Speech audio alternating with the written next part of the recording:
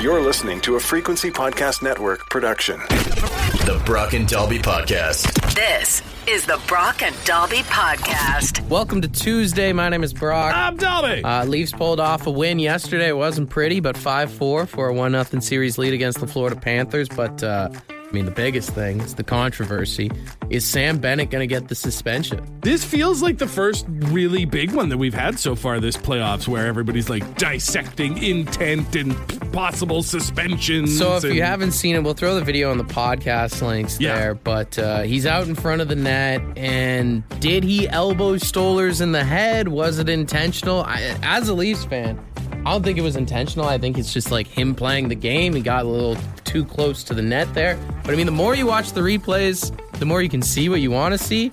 But he's a repeat offender, so I think something's going to happen with it. I mean, that's just it. I feel like the NHL's kind of backed into a corner here, and the fact that it is Toronto and it's a big name on Toronto will play a part in it because everyone is looking at this. Everyone is yelling and screaming in one direction or the other. We've well past the part where anybody can have a discussion about it. Either Bennett is the worst offender in the history of the game and deserves to be dragged out into the streets by wild horses, or the Maple Leafs goalie is soft as shit and would have fallen over if the wind had gotten too strong. I will say, though, this is just like another Leafs playoff to a T where it's like it's the first time in a long time that everyone was like, goaltending is so good right now. Right. And then this shit happens. But also, Leafs fans, still believe, all right? Joseph Woll has been very good for us. He's played in the playoffs before. Don't lose the faith. It's so funny how... So the game was 4-1 when Stolarz goes out. Kid goes in cold. Goes stone cold, middle of the game, and not even if they were up 4-1. If you're the backup goalie, you're not thinking, you're like, this is a night off. I'm good to go. Your teammate and friend gets hurt pretty significantly in front of you. You watch him throw up on the bench, and now you're thrown into a high-pressure situation.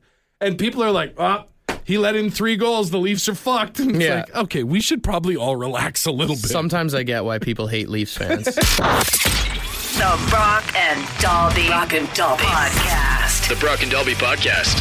Big win for the Buds yesterday. It was a stressful one to watch. I hope Anthony Stolarz is okay. It was even more stressful because I've got my girlfriend's mom and her brother over at the house. Oh, no. So, they're trying to watch movies and shows, and I'm just hiding up in our room, watching the game, trying not to be loud. Are we still considering your bedroom to be a sanctuary of good luck? Have we still feel like that's where games get won when you watch them up there? Well, I don't know about good luck anymore, but it's the only place that I can watch when people are over. I'm just trying to be quiet the whole time. And then, the God bless my girlfriend's mom's heart. She, came upstairs, when the game started getting a little rocky. A little dicey. And I'm, sitting there with, my hand under my chin, and she's like, oh, how's it going? And I'm like, it's good. And then Florida scored again, and I was like, oh.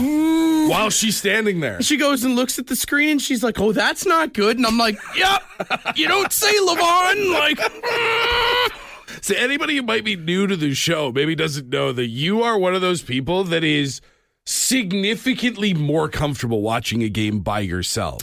Yeah. I don't have a problem watching the game with people. It's just I can't do the conversation during it. You have a very specific, if people are talking about things that are not the game, you're not necessarily into it. Yeah. The odd time I'll go to a bar and stuff, and it's people just want to BS around, and it's there's priorities here. The game is on right now. We keep it between the whistles. Yeah. Thank you very much. Yeah, and it was so hard not to tell my girlfriend's mom, can you leave me alone? I need you to get out of this room right now. Yeah. I was thinking, because I was watching a little bit of the old, what's that guy's name? Steve Dangle, the guy who does the rants and stuff like that. Stress case, yeah. He does the watch-alongs on YouTube. You can't watch the game. You can watch him watch the game. You watch him have a mental breakdown, basically. And I was thinking, I was like, man, there is a market out there. If this guy could make money off of this, I feel like you could make money off of it. I feel like just putting a camera in the room while you're watching the game. I've never understood that. That's like torture porn, man. Oh, for sure. Absolutely. I don't know why. I've never watched a Steve Dangle thing. I've only seen clips of it, and I think it's because I'm like the same guy basically watching the game. That's just it. The only thing I don't think you could do is because he will like talk to the people who are watching as he's watching the game. I couldn't do it, no. Yours would more be like the Truman Show. Like the camera would be there, but you wouldn't necessarily acknowledge it. There's two things I like doing alone. It's watching sports and it's cooking. I don't like an audience for either. Courtney can't be in the kitchen while you're cooking? I hate when other people are in the kitchen. There's nothing more annoying than when other people are in the kitchen. It's like, piss off. Just let me do my thing. I got this. I don't need any advice. I don't need any help right now. Just let me do it. All right, just let me do me. That's all I got to do right now. I like cooking by myself, but I like having that other person. Like, I like if Mallory, like, hangs out in the kitchen. So, like, we can, like, talk and BS and whatever. But then if she's like, can I help? Like, no, please don't. Because anytime you're cooking around someone, they start trying to tell you like what to do or like, hey, maybe this. And it's like, maybe you shut up. How about that? It's the group of dads around the barbecue telling the one guy cooking, you gonna flip those? Yeah. You gonna flip those or It's what? the same thing with sports. There's always someone that feels the need to make jokes or talk about their relationship or something. And it's like, nobody cares. The Brock and Dalby Podcast. We've got friend of the show, Jess, on the phone. What's something you prefer to do alone? I like to clean when no one's around. I just feel like everyone's in my way, even though they could be in a separate room. It's just like, no, I'm cleaning. Get out. Like, you're bringing everything here. Well, whenever anyone tries to help out while cleaning, it's like, you're not doing it right, so just go leave me alone. That too. It's like, no, I don't do it that way. Like, let me do it. I'll take care of it. Yeah, you're just going to make more of a mess is all. This is like how I found out that not only is there a wrong way to fold a towel, but that I have apparently been doing it for 4 decades. That is a thing. I did not know that. I had that conversation recently. once in my life before, too. Someone texted in shopping, and I would agree with that. Like, yeah. I love my girlfriend to death, but I can accomplish a lot more when I go by myself. I'm in, I'm out. Honestly. We're not stopping places. We're not browsing at things. Dude, it's next level when you've got kids. Like when I used to have to take the kids during like COVID times when you didn't have anyone you could leave them with, and going grocery shopping would take so long. And then like they started going to school and stuff like that. And I was able to go to the grocery store by myself, and I was like, I am cutting this by over half the time by just being able to go bam, bam, bam, bam, bam. These are the things on my list, and I know where they are, and I'm done, and I'm leaving. Yeah. It's so much better. Steve texted in eating. I'd agree with that to an extent. I mean, I like going out to dinner and stuff, but pizza, I've talked about it before. I hate eating pizza, especially with people that I'm like not comfortable with, because it's like, I just want to inhale that box, and then everyone does the like one little slice. Or like when I was at the box for the Leafs game last week, nobody's eating the chicken tendies. It's like, let's eat. Eating this is what it's here for. Eating has to build a level of familiarity before you can really be comfortable doing it. Like I have to know somebody really well to just like be engaged with them while stuffing my there's face. a difference between first date eating and 2 years into a relationship eating. Absolutely. Yeah. There's a spaghetti line of when you can start eating noodles and sauce in front of somebody. Yeah, 100%. I also saw Bobby's text of driving, and that one I could not agree with more. I like going on like road trips with my partner, with my kids sometimes, but if the drive is more than like 2 hours and I can do it by myself, I'm going to have a better time by myself. Oh, yeah. You know I agree with you. As someone whose parents got divorced after a road trip. Well, you just have PTSD. That's totally true. No one can get a divorce if I'm the only one in the car. The Brock and Dalby Podcast. We had a good vote turnout for the federal election here in Canada recently, but it still could have been better. We were at something like 68%. I think I found the key to getting that number up, and it comes from Australia. Okay. Have you heard of democracy sausage before? Democracy sausage? Apparently, this is sounds a thing. like a wild video on the hub. This is not only a thing in Australia, but it's such a big thing. They had a big election this past weekend. Twitter, X.com, whatever you want to call it, for the hashtag for the Australian election, you know how they'll put like little emojis as part of the hashtags for big things?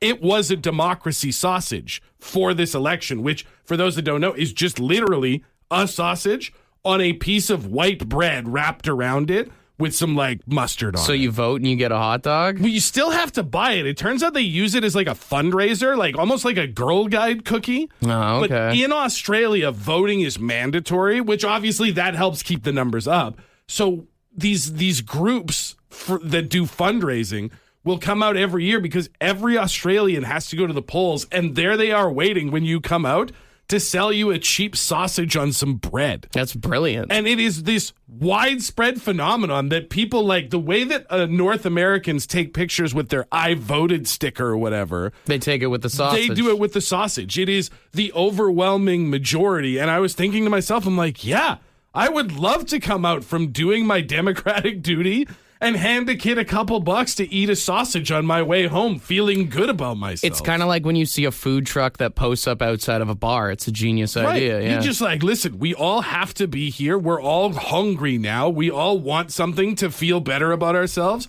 Who wouldn't buy democracy sausage if we had it here in Canada? Although maybe we change it. What about like a democracy poutine? Yeah. As you come out of your local polling place, there's some like local charity that's like, we'll sell you fries, curds, and gravy to let you know that you did a good job here today. I mean, honestly, let's get real. After you vote, if someone could just have like a little mini bar set up there, you could just do a shot right after. Dude, there are a few curling clubs that I saw as polling places across Canada Have this the bar year. open? Let them open the bar. Let us vote in legions and curling clubs and do a democracy shot when we're all said and done. Let's get real. The way this country is, we could all use a stiff drink.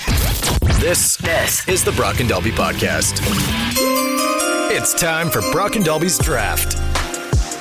All right, apparently today is National Beverage Day, which I know is stupid, but then we were thinking, we haven't done a draft of just beverages before, so we are doing the greatest beverages of all time, but water is off the board. That's it. We a gentleman's agreement that water is too powerful of a pick. It would have been the must pick first overall. Water is life, so we know that, but I did win rock, paper, scissors, so with my number one pick, I don't think it's a surprise Oh, here. wait, build up some suspense here first. You ready for this? I'm going beer in at number one. I think it deserves to be in at number one, mainly because I think beer has stood the test of time, particularly before it was generally safe or advisable to drink water. Mm-hmm. More people were drinking beer. I would say that beer is probably the most consumed beverage of all time. I mean, yeah, it's probably up there, although I do think, and I'll step in here with my first round pick, if there is a beverage that is consumed more than beer, it's got to be coffee. True. I mean, you think of how many people, listen, I've never had anybody say, don't talk to me until I've had my beer. Well, maybe my dad once, but that was an awkward conversation. Debatable. But the idea that there are a significant number of people across the globe that cannot function until they have at least one, sometimes more than one cup of coffee. You can make the same argument for beer, my friend. You can make the exact same argument for beer. So you got beer, I got coffee. Round one in the books. What's round two? Coming in at number two, I think I'm going to go Coca-Cola. Yeah, I mean, one of the biggest brands of all time. One of the biggest brands of all time. The most notable, like, soft drink of all time. The most notable pop of all time. Also, I think used probably as mix for most sort of alcohols as well. I would say, yeah, Coke gets used as mix a lot. It is very versatile. It's also very vanilla, though. You know, Coke is the biggest beverage in the way that Superman is the biggest superhero. It's there, and it gets a lot of marketing, but overall it's boring, which is why my second round pick is the far superior Dr. Pepper. There is no situation where you could be having a Coke where Dr. Pepper wouldn't be a better option. But I mean, sometimes it's too much flavor for some people, you know? You just used the phrase too much flavor. Do you see the color of my skin? That's a crazy statement. I think most people would take Coke over Dr. Pepper. I think that's because most people are scared to live their lives. As a beverage on its own, it has a better, more interesting flavor. As a mix, if you're the type of person that mixes hard alcohol with Coke, try for one night, one drink. try a Dr. Pepper instead. You'll be getting a better product. I will say, if you drop a Fireball and some Dr. Pepper, it's pretty good. You're having a good time. Coming in at number 3, I'm going to go with Arizona iced tea. Wow. 99 cents. Yeah. You can't find a better deal than that. Now, is it the best drink of all time? No, but is it affordable? Yes. Has everybody probably bought an Arizona iced tea just because they were cheap and they were thirsty at one point in their lives? Absolutely. I think you've blundered here, sir. I think that you said it yourself. This is a draft of the greatest beverages, and you took it because it's cheap. This would be like if we did a draft of the greatest foods and you took the Costco hot dog. Is it good? Yeah. But are you buying it because it's $1? For value and taste, you cannot go wrong with an Arizona iced tea. I'm sorry, not all of us are rich, sir. Well, that's not going to help with my third and final pick, because for my third pick, I am taking most people's first entry into drinking alcohol, and that's wine. The only alcohol that is socially acceptable in almost any given situation. You go to a dinner party, there's going to be a red and a white on the table. There's a wine menu. There are people on this planet whose sole employment is telling you what kind of wine you should drink with the food that you're about to order. The Brock and Dalby Podcast. Once again, I am willing to admit defeat. Victory! Dalby catching another W in the draft here this morning. It was the Dr. Pepper that won. Honest, I was like, okay, I've got coffee to counter beer, and I was like, wine is a great sleeper pick. Shout out to the person who said wine was the best pick because it's in the Bible. True. I love that commitment to your drinking problem. But the Dr. Pepper was the biggest vote getter by far. I am disappointed in myself because I tried to play with just going with Coca-Cola, and a few people disappointed at me for not going with Mountain Dew, which, I mean, there's 1,000,001 flavors of Mountain Dew. It is probably one of the greatest drinks of all time. Baja Blast alone could have changed the fate of this morning. Was the original mix for whiskey, became the face of extreme activities, and it can kill your sperm count, too? How did I not put that on the board? Which, for some people, that is a goal in life. So, I get that. Somebody said that we should get the shame bell for not having milk on the draft board. I don't remember the last time outside of a milkshake, chocolate milk, or a bowl of cereal that I engaged in drinking milk. Once I learned that milk actually doesn't really do anything for your bones like we were told growing up, I kind of bailed on it. Milk propaganda is crazy. Hey, if this was peak Got Milk era, milk would have been on the board for sure. Oh, for sure. Alex Trebek with the milk mustache. Everyone wants a glass of milk. Nowadays, it's fine. The Brock and Dalby Podcast. The Brock and Dalby Podcast. The Leafs game started late last night because they had the NHL draft lottery, and for the first time ever, they were doing it live because everyone always says that it's rigged, that it's a scam. Yeah. And man, was that thing boring as hell and also confusing as hell? It's so many steps, man. I remember when I used to work for a sports station in Edmonton, and Edmonton at the time was very invested in the outcome of the draft lottery. I have to cover it in depth, and I was like, this is insane. It took a half an hour, and then they're dropping all the percentages of what each team has. Yeah. They do this whole thing with putting the little ping poles and the little lottery system there.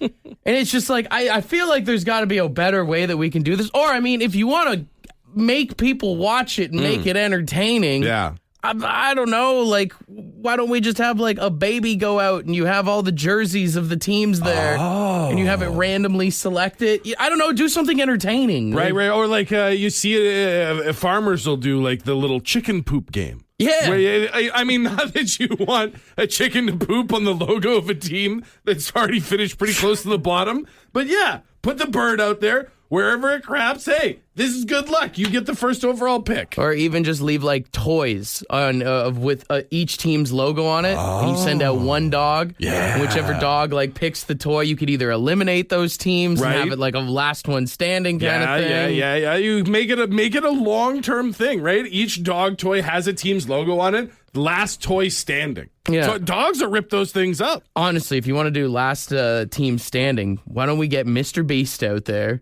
We do like a Beast Games kind of thing. Maybe it's like they all have their hand on a car. Every eliminated NHL GM has to stand in a big red circle. Well, they even do it like San Jose had the best odds of supposedly winning the draft, so they have more guys out there with hands on the car, right? Yeah. More Last representatives. one standing kind of thing. And that's the thing is like that's something you could make it last a while. You could stream it live on the internet or whatever. You'd get traffic, sell advertising. And for the regular person, I don't need to know math. That's the problem with the draft now. I need to know so many things to understand. All I have to do is open the thing. That guy's still got his hand on the car. My team's still in the running. Here we go. You give every general manager a gallon of water and they have to drink it. Last one to pee wins. I think radio tried that once and someone died. Maybe the water thing's too far. You want people to watch the draft lottery? That's how you get them to watch it. The Brock and Dalby Podcast. Bobby, how would you make the NHL draft lottery more interesting? Strippers That's your answer to everything. What, just in the background or? everywhere. You can have a personal stripper if you want. Whatever your pleasure. I mean, hey, they get so many people to watch like the weather broadcasts in Mexico by doing what they do out there. I want weather in Mexico on YouTube because of that. I go out of my way to see what the weather in Mexico is. That's right. I would much rather get a probability lesson from someone hanging off a pole than Bill Daly. I don't even know who Bill Daly is, but anyone named Bill, I'll take a stripper over him. I like the way you think, Bobby. He's got a point. I mean, sex sells. We know it from day one. It's literally in every aspect of our lives. I would much rather have something on the TV that's going to draw me in than a bunch of old dudes in suits. I mean, what if you take the old dudes out of the suits? You have a big strip poker game, all the GMs, and based off of their percentages, they have a bigger pot. Yeah. And then whoever loses at the end of it, you know, like you continuously get eliminated, and then you have a winner by the end. Well, and you could do side bets, too. Like, if a guy's really starting to fall down, maybe he throws in that hot starting goaltender prospect that he's got to try and stay in the game. Yeah, like, I don't know. You can make it real interesting. Yeah, that's how Arizona gets their team back. The Brock and Dalby Podcast. Apparently, it has officially been confirmed that Grand Theft Auto 6 will be coming out in May of 2026. I saw this, and the big conspiracy theory is because the new Nintendo is coming out this summer, and the games are as high as like $80 US. And Xbox and PlayStation are both with the tariffs saying their game prices are going up too. So the theory is that they pushed it back so that they could charge over $100 for this game when it comes out next year. Gross. And people will be like, well, that's what games cost now. One of my favorite things on the internet right now is like whenever something happens in the world, it'll be like, we got this before Grand Theft Auto 6 is kind of like the new meme right now. And they just keep inviting more and more of it by pushing it back a full year now. We are 1 year away from committing murder and stealing cars. No, we're 6 months away from pushing it back again. Yeah, probably. This is the Brock and Dalby Podcast. What you just said is one of the most insanely idiotic things I have ever heard. At no point in your rambling, incoherent response were you even close to anything that could be considered a rational thought. Everyone in this room is now dumber for having listened to it. I award you no points, and may God have mercy on your soul. Okay, a simple wrong would have done just fine, but... All right, it is time to play Wrong Answers Only. We've got a $100 Lotto Max ticket for tonight's jackpot on the line. $75 million up for grabs. 12 Max Millions, $1 million prizes each, also being drawn for today. We've got 3 contestants on the line, and today's question was... what is the cure for the hiccups? There are so many that we all know about, but this is Wrong Answers Only, where you have to give us something we've never heard before that will make us chuckle. All right, if you're not one of our 3 contestants, you can be a judge this morning, so 762-555, act accordingly. But we start with contestant number 1 here. Hey, good morning, who's this? It's Luke. All right, buddy, you understand how the game works?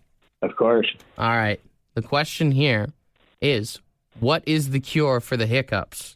Chug 3 dirty warm beers, smoke 1 big fat indica doobie, and then have your old lady French kiss you till the hiccups are gone.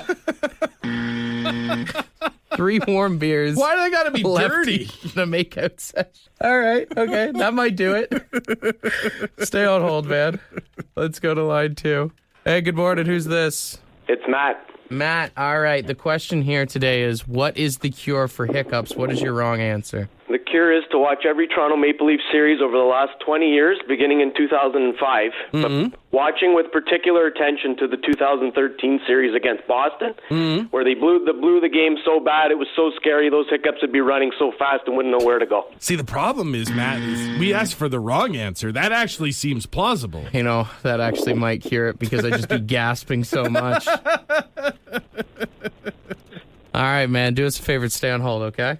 Thanks. All right. We'll go to line 3 here. Hey, good morning. Who's this? Hey, how's it going? It's Wayne. Wayne. All right, buddy. You are in the sweet spot here. What do you think of your competitors so far? Well, I don't know what that second guy was talking about. What is hockey? I mean, the only reason I don't watch hockey is because I used to be a Maple Leafs fan, but enough of that stuff now. No more joking. All right. Let's get to serious brass tacks here. Here's the business. Grandma used to tell me, if you were to hold your breath, cross your eyes, then swallow, you will lose your hiccups. But most importantly, you can't be smelling dandelions while doing it because then it won't work.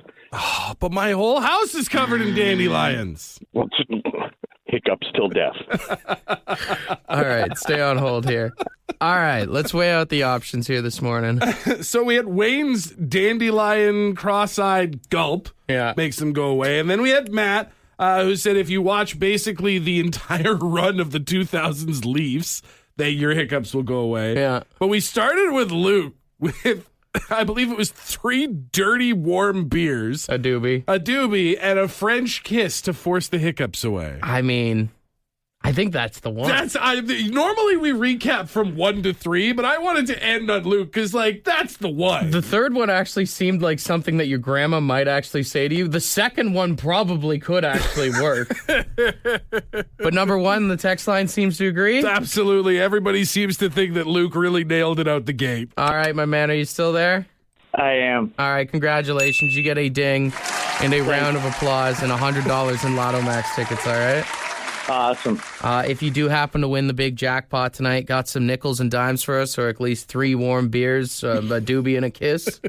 I'll definitely take you out for a little fiesta. Just the beers is fine. The rest I'm good. You We're can good. have the rest. I don't know. He sounds like a nice guy. The Brock and Dalby Podcast. The Brock and Dalby Podcast. They say that you should face all of your problems head on. It's the adult thing to do, but I would just like to say that is not the case because my check engine light went off this morning. Oh. Not turned on, went off.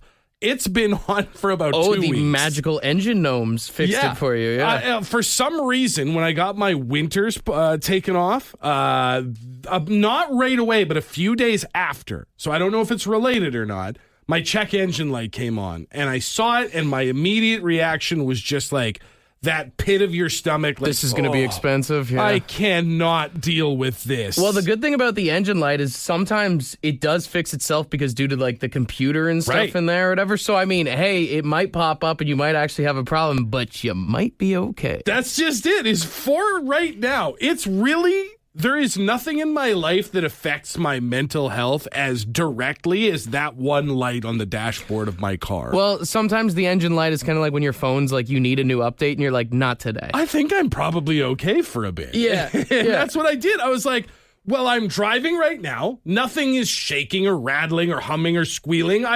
The bare minimum seems to be okay. So I'm just going to ride it out. And now that the light has gone off, I will assume that it was the light that was broken the whole time. That might be a thing, too.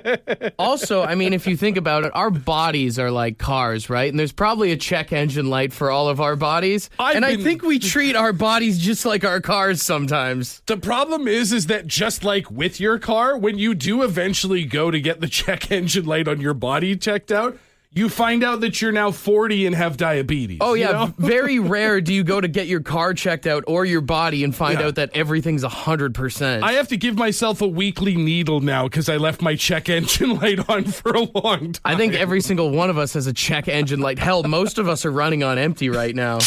The Brock and Dalby Podcast. When you've got a question Remember, you can send it to us.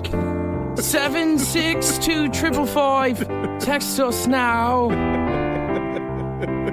If you've got weird thoughts or questions on your little brain, 762-555. Send a text.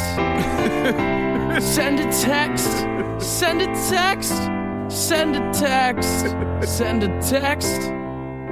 762-555. Text us now. Since it is Beatles week, I figured it was only fitting to make my text us song a little Beatles there. Honest to God, might be the most I've ever enjoyed a song by the Beatles. Questions, comments, concerns, whatever you got, mate, send it our way. First question in here says, do you think Yoko Ono knows that people hate her?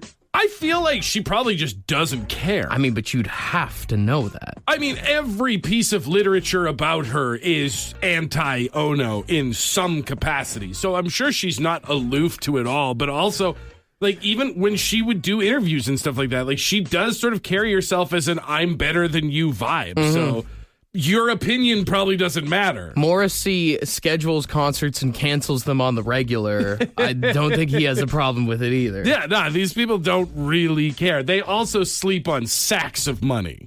Someone said, planning on proposing to my girlfriend this weekend. Mm-hmm. What should I do if she says no? Run like Forrest Gump? I think, you know what? End it like you would a job interview. Firm handshakes and go your separate ways. You know what you do? You pull like the YouTuber thing. It's a prank. Oh, it's just a prank. Got you. I was kidding. You actually thought I was serious? This ring is on loan from a jewelry store. I couldn't afford this. Are you kidding me? Then you go and cry. I definitely didn't save up for 3 months for this. Someone said, if money isn't an issue, what is your ideal weekend? Going to wherever there is a wrestling show. True. That would probably be it. Or, I mean, like, that's the thing, is it would almost certainly involve travel, right? Like, if I could go do anything I want, money is no issue. It's probably a private jet to wherever I think would be cool to visit that weekend. Honestly, I feel like I'm more basic. Like, if I can just go golfing, have some beers, maybe some loving in between and a good dinner, like, that's perfect. And then I get to chill. Yeah. Honestly, chilling is the best weekend of all time. If you want to play it like a more like realistic, down-to-earth kind of weekend, it is probably sleeping in past 4 o'clock is always nice. And then I would play some video games with my kids, but then also I'd have some time for just playing by myself. Yeah. Not with the money. I mean, that's just paying off bills, I guess. That's just, if I have unlimited money, that's the perfect weekend. Having the ability to not do anything for the weekend that involves something I could pay someone else to do. All right. The whole gorilla conversation has been a huge thing the past week. Someone said, who would win, a silverback gorilla or a polar bear? Where's it taking place is the thing. That's just it. If there's water involved, I think that gives the advantage to the polar bear, but the polar bear's my guy. Like, that's hometown advantage for me, but I still think gorillas are just built different. Yeah, you think so? I would love to see a silverback gorilla powerbomb a polar bear. I just think that would be the craziest thing I'd ever see. All right, we'll wrap up with this one here. What is something that you've tried once and you will never do it again?